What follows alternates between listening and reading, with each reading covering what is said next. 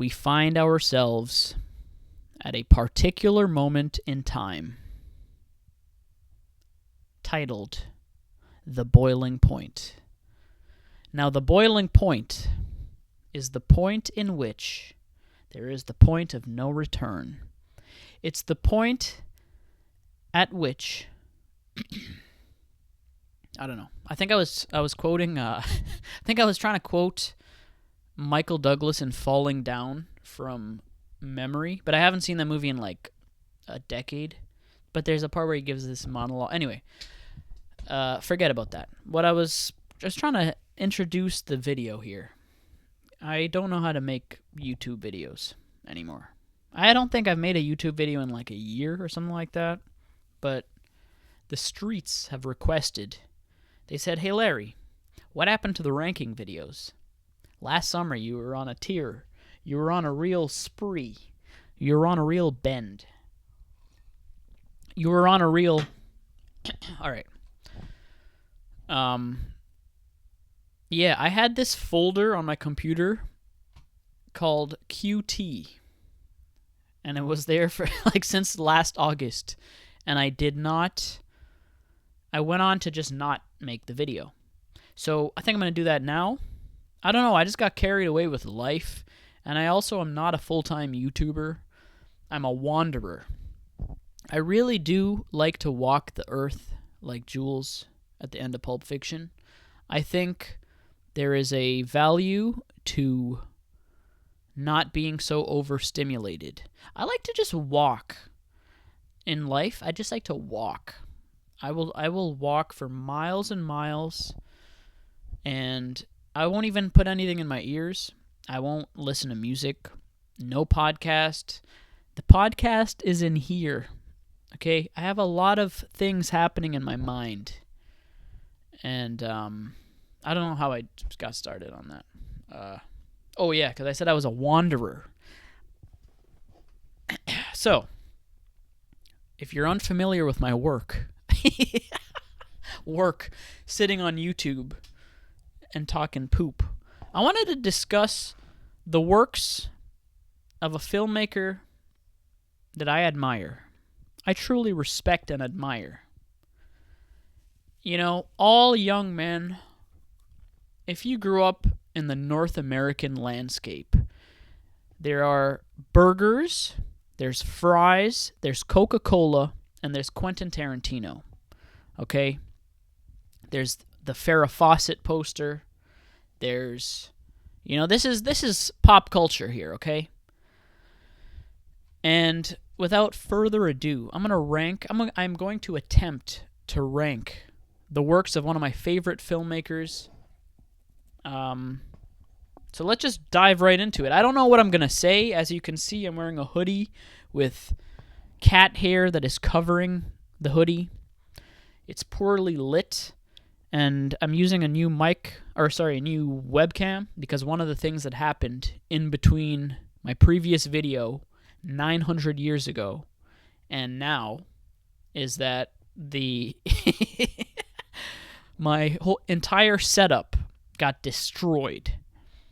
But you can destroy a man's setup, but you can never take away the ideas. I don't even know if that makes sense. All right, so let's just get started here. And by the way, as I said, I have no idea what I'm going to say before I say it. I just have like a general sense of how I'm going to order these things, okay? And it can change any day of the week. You could ask me next week, and the order of some of these might change a little bit. I mean, there are certain things that number one will always be number one, and the last one will always be the last one, because that's like, you know. But the other, you know, A plus, B, C, D, it's always going to change, because depending on how I feel. Okay, so just diving right in. 4 rooms is D. That's not, I don't know. That was Tarantino experimenting with what other kind of movies can I make, and, you know, will people accept me as a filmmaker that does other stuff that's the non-pop culture version of Tarantino? I'm going to make 4 Rooms with my buddies. But yeah, that's not for me. Number 1, let's just do some contrast here. Pulp Fiction is always going to be number 1 to me. To me, I know some people say, and even Tarantino himself, he says, Once Upon a Time in Hollywood, he thinks that's his best movie. And there is a case to be made for that. However, I would say that Pulp Fiction, it doesn't get any better than that, okay? You got a guy that was living in a video store, watching all these movies, and being told no by, like, everyone. And now he's just given studio money. And, you know, he was living in Amsterdam for, like, several months at a time, just writing the craziest thing that he could do because it was his all-or-nothing movie. This movie truly has balls, okay? Pulp Fiction, I saw it in a theater last summer. And during that scene where he says, he drops the racial slur, that it has, like, social media a buzz, like, constantly, that scene in the theater, you could hear a pin drop because it was just like, it's got so many different reactions now, but even that scene in 2025, everyone was like, oh, I can't believe he's doing this. But think about that. That's like, 2 decades later, and the movie still has that effect, okay? Pulp Fiction, it was like the promise of a new wave of American cinema that I don't think ever came to fruition. What it introduced was a bunch of copycats, you know? But it was like, the thing about Pulp Fiction is there is a before and after Pulp Fiction, all right? Once that movie came out, it was almost like every other filmmaker saw it and they were like, I want to try to do something like it. Even me, I wrote a screenplay called Street Players. Maybe I'll link it in the description. Heavily influenced by Pulp Fiction. I wrote it when I think I was in my 20s. It's the closest I ever got to placing in any kind of screenplay competition. My work does not rub people the right way, especially screenwriting judges. But this is the furthest I got, because when I sat down to write it, I was like, I want to make Pulp Fiction, but like, I don't know. One more thing I'll say about Pulp Fiction is this. And this is something I learned when I was writing Street Players, is that Pulp Fiction, to me, it's a movie where it's constant bangers, back to back to back bangers. And what I mean by that is, it's like a comedian with a set where every joke is just a closer. Like, every joke is like at 100. It's like a super high note. Most movies, you know, you watch an action movie these days, most movies are like, they'll go in and out. They'll bob and weave. Pulp Fiction starts at here and it stays there for most of the running time. The only thing that now when I watch it, I find myself like being annoyed with, marginally, I guess you could say, is like the scene with Bruce Willis and the French woman in the hotel room. I don't need to see that shit every time I sit down and watch that movie. I'm not gonna lie to you. I will fast forward some of that shit because it's like, it does dip a little bit. But even the conversation between Uma Thurman and John Travolta, like the date, I will watch every second of that because it's just like, I don't know. It just feels like that movie's at 100 every single time. Um, and yeah, when I was writing Street Players, what did I say? I said, oh yeah, how I learned about it is like to make a script that is at a high note for 99.9% of its running time is not an easy task to do. You could tell that, like, when he wrote this movie, he wanted to grab the audience by the nutsack or whatever part they might have and not let go, like, for a while. For 2.5 hours, you're just going to be there and you're going to have to deal with it. My voice cracked. Django Unchained. I'm going to put that at A+. For me, this is, I think, for me, this is my second favorite movie of his because we have all seen spaghetti westerns. And also, here's the thing.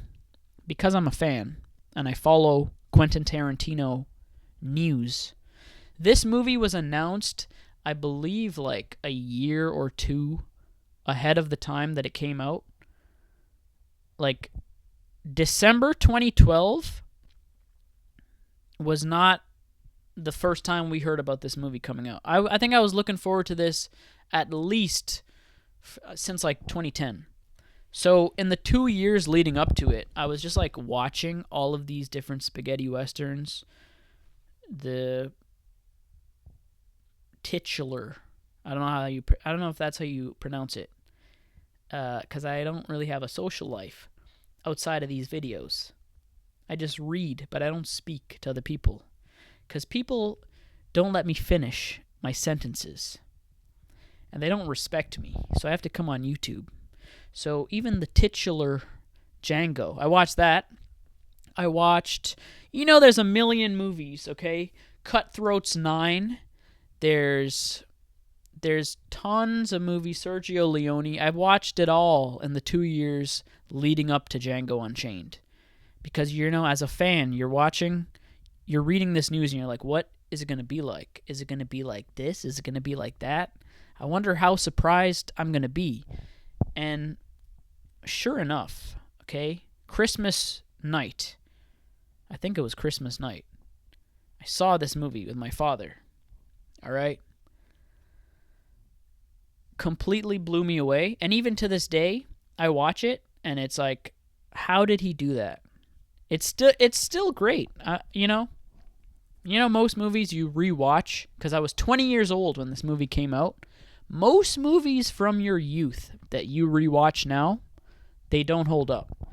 Because what you're remembering is not so much the movie, but the place in time in your life that you were at. Like, I can remember very vividly being 20 years old. I was working at the dollar store. And there's a poster of Leo outside of, like, the place I worked at. And just, like, before the shift and after, I'd be like, man, I can't wait to see that movie. I can't wait to see it. And there's just, like, buzz, And then it didn't let me down. But now when I rewatch it, I'm not going to sit here and tell you I watch it every year because it's a lot to go through. Who wants to hear, slaves being whipped every year of their life? Anyone that works a job already has that feeling. So, yeah, it doesn't disappoint, and I think that it shows progression for him as a director. Now, you can make jokes about this and say, yeah, it shows progression about how many N-words he can use in one movie. Granted, I will give you that. It still is a Tarantino movie, but in my opinion, the reason why I say it shows progression is that there is a bit of maturity to it in the sense that it's like, yes, it's a spaghetti western, but it's his take on a spaghetti western that if you put in ChatGPT, give me a script for a Quentin Tarantino western, and let's say this movie never came out, I guarantee you it would not have come up with anything like Django Unchained. It's just, it's a uniquely original piece of work, and I don't know. It's just good, man. It holds up. And you know what? I will say this too. Seeing Leo as a villain like this at the time, groundbreaking stuff. I don't know if I'm not a Leonardo DiCaprio completionist, but I don't know if he had played a villain prior to this role. But truly shocking at the time, still shocking today. It sent ripples through like the meme community. To this day, this is something that I find fascinating. Is like people will use the Leo reaction gif from this movie, but it's like out of context. It's weird. I want to grab these people by the collar and I want to ask them, you guys realize that this guy is a slave master, correct? Like, you're using this reaction for everything. Anyway, Django Unchained, that's probably my second favorite, depending on the day that you ask me. Now, I will say, let's mix it up here a bit, okay? Let's mix it up here. Instead of praise, instead of just constant praise, let's mix it up here. I'm going to put Inglourious Bastards as C. And this has the opposite effect for me, okay? You know how I said earlier, you can watch Django Unchained now and it still holds up? Same thing with Pulp. Both of these films still hold up. And they're like massively influential. I would say Inglourious Bastards has the complete opposite effect. It does not hold up, and I just find it really, it gets on my nerves, to tell you the truth. There's something really stupid about, what's it called? Historical revisionism. We know that Hitler, died in the bunker or whatever, and his grave is a parking lot now in Germany, whatever. We know what happened, okay? We don't. For me, there's something. The tension in Inglourious Bastards is there's something missing now because we know what happened. Like, we know Hitler wasn't killed by an army led by Brad Pitt. And the thing about this movie that pisses me off too is like Death Proof, which I would put as a solid, like, just in this area here, B or this area. And I'm going to get to Death Proof in a second. He was coming off the heels of the hurt of the box office failure. I don't know if that's the right word, of Death Proof. And I feel like he really wanted to, when you watch Inglourious Bastards now, it has the feel of like a guy trying to like suck up to his boss. Like, this whole movie is him sucking up to Harvey Weinstein and just being like, I got to be careful how I word things here. But you know what I mean. If you know, you know. He was just trying to suck up to Harvey Weinstein and be like, look, this is a movie for you guys, if you catch my drift. I'm not gonna say what kind of doctor he was, It was a... We know I can't say that. It was a... Okay. So, Death Proof. Let's get into Death Proof. People will probably rate Death Proof lower. I think there is a tendency among fans, or even just regular people, to rate this movie on the Four Rooms level. But to me, the reason why it's like better is like Grindhouse, it was an experiment, okay? But for me, the experiment worked so well that it just went a step beyond being a shitty B movie, okay? To me, Vanishing Point is not just a drive-in movie, like a crappy grindhouse movie. To me, something like Vanishing Point is on the level of like a Pulp Fiction, like something amazing. And that's what I think he did with Death Proof.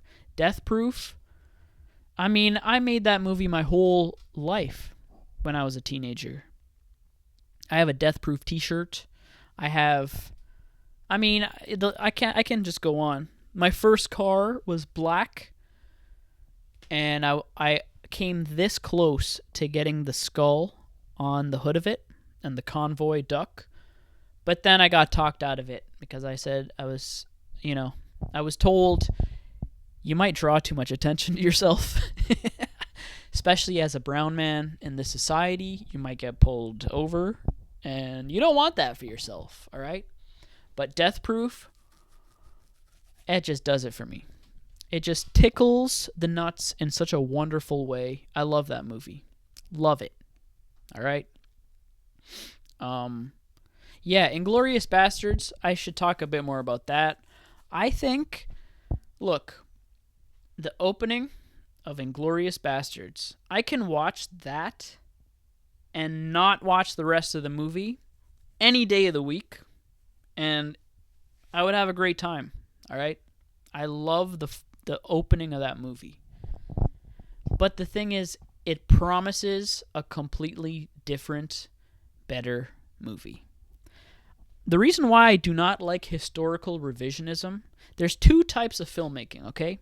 There's historical revisionism, which is what Quentin Tarantino does, and then there's the PTA approach, which I prefer, which is that you take history and instead of using the real historical figures, maybe you change some names around and you make your own story. Instead of, I'm going to use Hitler himself and I'm going to make up a whole bunch of shit that didn't happen. I am going to take Charles Manson himself and create a whole bunch of shit that did not happen. If that was PTA making Inglourious Basterds, it wouldn't be Hitler. It would just be like, German figure number 3, and he's highly influential, but he's not Hitler. Maybe he's named, Phantom Thread, Reynolds Woodcock is clearly inspired by someone else, but he would never name that person because his thing is like, I'm going to make my own characters. Same thing with like Boogie Nights, which I think Tarantino has talked about why he doesn't like. I think he said somewhere that he wanted PTA to name the characters, like just go ball to the wall and just name the characters that they're based off of. But it's like the tension is missing there because it's like, we know that this stuff didn't happen. So you're just going to invent history? I don't know. Maybe that's my autism. Maybe that's just me being stubborn, but if I were to direct Inglourious Basterds, like if I were to direct a movie, that's how I would do it. I wouldn't create shit with Hitler that didn't happen. I mean, it's fun to see, but the thing is, like, after the first time you see it, it's like you know what happens, okay? And I don't know, it doesn't do anything for your soul to watch a movie like that. Like, you're not being educated. You're just seeing a bunch of shit that didn't happen. It's like, I'm reminded of this joke I think Patton Oswalt told. I don't know if it's him. Maybe I'm butchering it. But I think he said somewhere that he was playing the Weird Al songs. The Weird Al version of songs for his son or daughter, whoever, instead of the real versions. Excuse me. Just as like an experiment. And I feel like that's what Inglourious Basterds were to. It's like the Weird Al of movies. it's not like parodying anything, but it's like messing with history in such a way that it's like, why? Why do it, okay? I don't know. I went to University of Toronto. I studied history, okay? I'm highly educated, okay? I think history is very important. And if you don't learn your history, you might be doomed to, the rest. All right, let's move on here. I'm going on too much about the critical nature of this one. Now let's go opposite. Let's give him. Let's do a positive thing here, okay? Once Upon a Time in Hollywood, I would put in this area. All right, he has said that it's his favorite thing that he ever did. To me, I'd put it as like a B. I don't dislike it as much as I dislike Inglourious Bastards, because for me the revisionism sort of works here. And I'll tell you what I mean by this. When I watched Once Upon a Time in Hollywood for the first time in theaters, I saw it 3 times in theaters because I'm a loser. But the first time I watched it in theaters, there was a moment in which the narrator says something like, he's talking about Sharon Tate. He's talking about the moment where we all know what happens. But the narrator says something like, and she was pregnant that night, and which made her feel particularly blah blah blah blah blah. That moment was so on the nose that I remember people in the audience like being like, they're making noises of like sadness and disapproval, not at Tarantino's choice, but the characters in the movie's choice. I remember this very clearly. The narrator said something like, and she was pregnant that night, making her feel particularly vulnerable, something like that, right? And then someone in the audience was like, oh, like just, oh, that's terrible. But the reason why this stood out to me is I think what Tarantino did in this movie, he blended the reality of the situation with what he wished would happen, or what we all wished would have happened, is that a stuntman saves the day and blah, blah, blah. He blends it so well that you have no choice but to be like, this is great. I love this. And also, the way he does it, which is that, for all we know, this could just be a Cliff Booth hallucination. It's drug-induced. Whereas Inglourious Bastards, it's like presented as fact. I don't want to go off on my autistic tangent about Bastards again.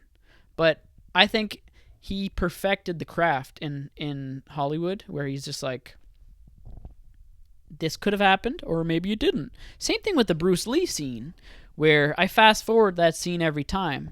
However, in his defense, the dreamlike nature that sets the whole situation up is what sells it. That's how you can defend it. Anyway, I just feel like the whole movie is like that. It has a very dreamlike quality where you're like, you don't know if what you're watching is like real. Like even from the opening, it doesn't start with music blasting. It starts with that like, silence. And then bam bam na na na, Okay. Enough about that. Jackie Brown, I'd probably put here just because, again, I think it showed at the time tremendous growth for our boy as a filmmaker. You got to realize he was coming off of Reservoir Dogs and Pulp Fiction. So there was this whole reputation at the time, like, what is he going to do next? And his name sounds very pop culture-y. I don't know if that makes sense. but it's such a catchy name. I remember even as a child hearing some of my earliest memories, Quentin Tarantino, Quentin Tarantino, Quentin Tarantino. And in your head, it just sticks in your head. So you have to realize that's where we were. The name had caught on, okay? This is like he's in the game now. And so for him to follow up like, Pulp Fiction and Reservoir Dogs with something like Jackie Brown, which has a slower pace, it's very adult. Now, of course, it still has the trademarks that he has become known for and blah, blah, blah. But it does show tremendous growth. I don't know what else there is to say about it. Oh, also, I will say this. The choices that he makes in this movie, like as an adaptation, are very interesting. And, if you're a fan, you already know everything I'm about to say. He changed the who Jackie Brown was supposed to be and blah, blah, blah, and we all know that already. But it's might as well note it here again, seeing as though I'm ranking stuff. And the choice works. It works. And it holds up. That's where I'd put it. Yeah, I think that's where I'd put it. Now, Reservoir Dogs. I'm going to put it here. I'm going to put it here. Somewhere in this neighborhood, okay? Somewhere in this neighborhood.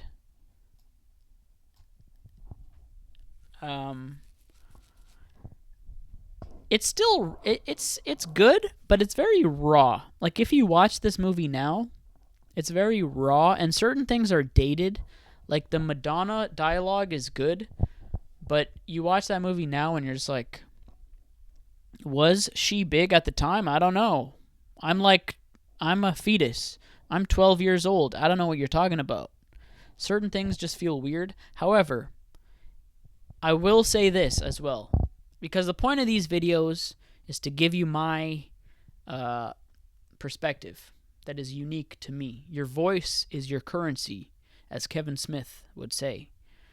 So the thing about Reservoir Dogs that is so special to me is when I was a young man, not even man, when I was a boy, my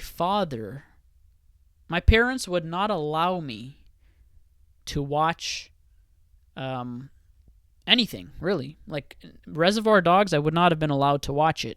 However, the loophole in their reasoning was that for some reason, I was allowed to read the screenplays for anything I could find.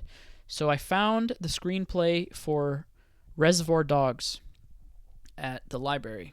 It's got an image of Tim Roth with blood all over his stomach everywhere. And for some reason, my parents saw this and said, yep, that's acceptable. You can read that. But I don't know why. I wasn't allowed to watch it. So I read the script for Reservoir Dogs before I saw it. And I learned what a movie was, basically, from reading it. And then a couple of years later, with the advent of the internet, I found a way, okay? I found a way. Let's just put it that way. I found a path. That means I illegally downloaded it off of www. And I'm just kidding. So anyway, I watched it. I legally bought it. The gas can DVD. The gas can DVD? If you're a true loser like me, if you live in your parents' basement, then you have the gas can DVD. Look that up.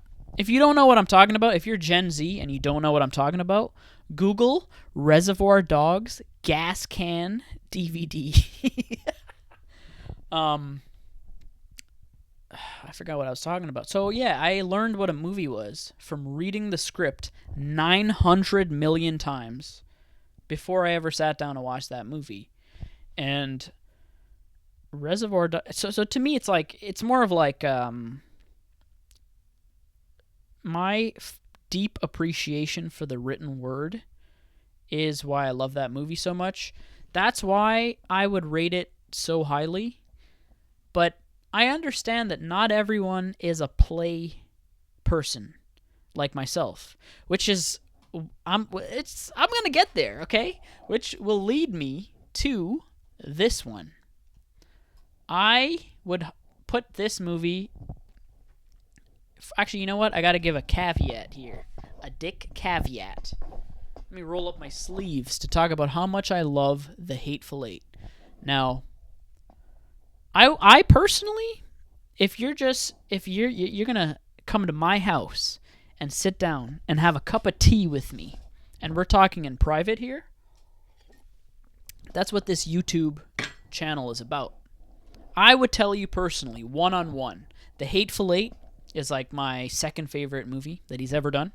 Let me adjust my glasses here. You could tell when a person loves movies because they start getting like I got really excited there for a second when I said second favorite movie. I started getting out of breath. Whew. I don't know if you can see it on the camera. This is a holographic poster of The Hateful Eight from the Netherlands, the Dutch edition, because it's one of my favorite movies of all time. I think, to me, The Hateful Eight is like probably my second favorite, easily in my top 5 of his movies, because I am a written word guy. And I have the book. I have the script here. But again, same thing with Django. For a year and change before it, the script had leaked. And I read that script. And I fell in love with it. Okay? A deep love for this script. And then he announced that he wasn't going to do it. And my heart was broken. So I was like, all right, let me just keep reading the script. And just find out, just enjoy what could have been. And then he made it. And I believe I won a contest from a radio station to go see it, like a couple of weeks in advance or something like that. It's one of those like top secret Toronto screenings that only a few people are invited to. George Stroumboulopoulos was like sitting in front of me. Shout out to George, bro. I was so serious about seeing The Hateful Eight at the time that it came out that they had a warning that you were not allowed to bring your cell phone to the screening. And I was so serious. I was like, I'm not playing games here. I'm not taking chances. In true Tarantino fashion, I'm shutting out the phone for today. So I left my phone at home and everything because I was like, I don't want to get kicked out of the movie theater just because I have a phone and some shit happens and, In fact, there was once a screening that I was not allowed to enter because I had a laptop on me because I was just coming in from school that day. So I didn't want to play games with The Hateful Eight.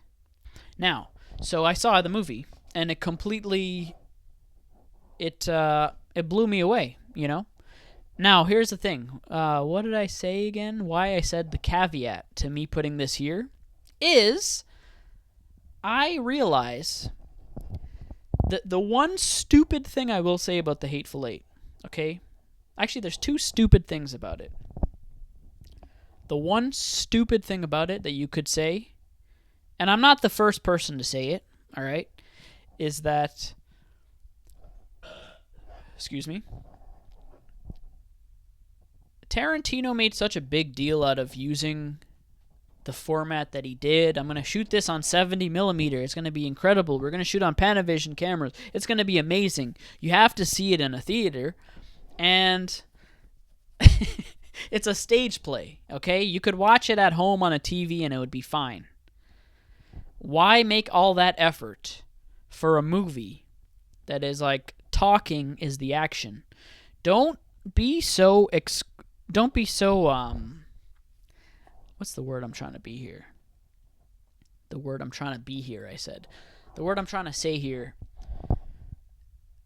I don't know. I don't think people should be so precious about the formats and whatever. And that's the only thing that I think underdoes the Hateful Eight. And the other stupid thing is, from the beginning, why didn't all the bad guys just shoot and kill Kurt Russell and, just the movie would have just been 5 minutes. Once he enters the door, let's just kill him. Because in the flashback, we saw that they killed everyone, so they clearly have no problems with killing. But I get it. Without that, there would be no movie. It's theater. As our boy would say in Inglourious Bastards about the pipe, why the pipe is so huge. It's theater. You got to go along for it. But those are the two stupid things. So I understand why the Hateful Eight is so disliked among a lot of his fans, but for me it's there because I'm like a written word guy. And there's something amazing about hearing Walton Goggins perform this dialogue. I liked Walton Goggins before I saw him on Righteous Gemstones and stuff, but this is what cemented it for me. His performance in that movie, incredible stuff. Truly a masterpiece. And I could easily watch this movie once a year. With Django Unchained, I don't know, once a year might be too frequent because you're just like, I already know what happens. And, yeah. And by the way, one thing I want to say is, some people, when I say my criticism about historical revisionism, however you want to put it, people will say, yeah, but you like Django Unchained, and that's historical revisionism. There wasn't a slave that, went to a place called Candyland and did such and such or whatever. But the thing is, to me, that has more of a feel of like, it's presented to you as a spaghetti western. Like, this didn't happen, but it's like a spaghetti western, okay? It could have happened, but it didn't. But it's fine. But the thing about Inglourious Bastards, like, it's presented as like it really happened. I don't know, that just bugs me. Sorry to keep bringing up old stuff. I gotta move on here. So anyway, if we're talking Hateful Eight, like, filmmaking, including the filmmaking, it would probably be lower because it's like, obviously the Hateful Eight, in terms of a filmmaking standpoint, isn't better than Once Upon a Time in Hollywood because of, like, stuff like the Spawn Ranch sequence alone. But in terms of his progression, Hateful Eight is better than Reservoir Dogs, if you catch my drift. In terms of, like, written word. And now, Kill Bill, the image here is, like, just the first, but I'm going to use this as, like, both. I saw The Whole Bloody Affair last Christmas. You gave me your heart, and the very next blah, blah, blah. So, yeah, I saw The Whole Bloody Affair, and I gotta say, it's incredible. As a filmmaker, Kill Bill really shows what this dude is capable of, and, this created a whole generation of, like, we're all gonna use the same music. We're gonna have this type of character. She's gonna do this. I mean, look, just the other day I saw this movie, They Will Kill You, and the lead actress in it, I don't know how you pronounce the name, because again, I don't have a social life. I don't have friends or talk to people outside of the internet. I just read, but I don't say. So when I say things, I say them incorrectly. So I don't know if you pronounce her name Zazie Beetz or Zazie. I don't know how to pronounce it. But in that movie, she's giving an Uma Thurman Kill Bill performance, like line reading, the entire time. So much so that you're watching this movie and you're like, this is a little distracting. I'm not going to lie. Like, she does this, like, monotone line reading where it's just like, we will get them, and they will suffer, and, and it's just like, yeah, I know that you have seen Kill Bill, bro. We've all seen Kill Bill 90 million times since 2003 and 4 and whatever. But anyway, yeah, let's just run this down. 4 Rooms is a stinker. We can all accept that. Pulp Fiction, my favorite, easily. And I would go so far as to say he has never topped it and will never top it and is incapable of topping it, because such a movie could only be made by somebody that is young, has to prove themselves, has a lot of time on their hands, and is just brimming with like enthusiasm and excitement. Pulp Fiction is not an old man movie, okay? An older man movie is like Jackie Brown or Once Upon a Time in Hollywood. And there's nothing wrong with that, but I'm not going to sit here and tell you that these movies are better than Pulp Fiction. See, the difference between a young man movie and an old man movie, a young man movie will shatter the fabric of time and space. That a young man movie will, I don't know how to describe it to you. And I'm not saying that old men can't make a young man movie. Look at Scorsese with Wolf of Wall Street. That's a young man movie. I have a feeling he was so influenced by the energy that Leo and Jonah Hill brought to that world that he was just like, and the people who financed it were probably just like, here's $90 billion, do whatever you want. That all rules went out of the window. But it's highly unlikely that anything will come close to Pulp Fiction by this man ever again. I mean, I hope I'm wrong, but the difference between a young man movie and an old man movie, what was I going to say? An old or a young man movie is like, there'll be a clear before and after, okay? A young man movie, that's like a movie that gets onto the IMDb list. It's like a mic drop, and it's like he worked so hard that it felt like he had nothing left to give. I mean, I'm not saying he did. I'm just saying that's the feel of that movie. It's just back-to-back bangers, okay? Kill Bill also has that feel, but what he's giving is very like, it's one note in the sense that we know what he's capable of. Like, it's Volume 1 is all of the action, and Volume 2 is like talking. So it's a little bit of a I don't want to say letdown, but should I run down the rest of these? I think I've made my point here. All right, Pulp Fiction's the best. Kill Bill, Hateful Eight, and Django Unchained, to me, are in that area for the reasons that I have described. Jackie Brown, what else can I say about this that is very interesting? Is that I believe, I don't know if I'm right. I think I am.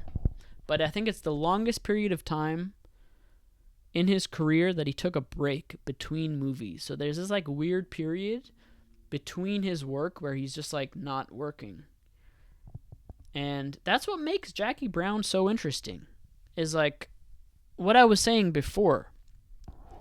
His name at that point had a name recognition.